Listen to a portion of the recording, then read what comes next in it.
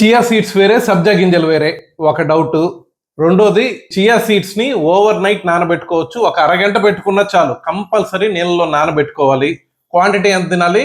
1 table spoon, ఒకవేళ ఎక్కువ అంటే 2 టేబుల్ స్పూన్లు, అది కూడా గ్లాస్ నీళ్ళల్లో నానేసుకోవాలి.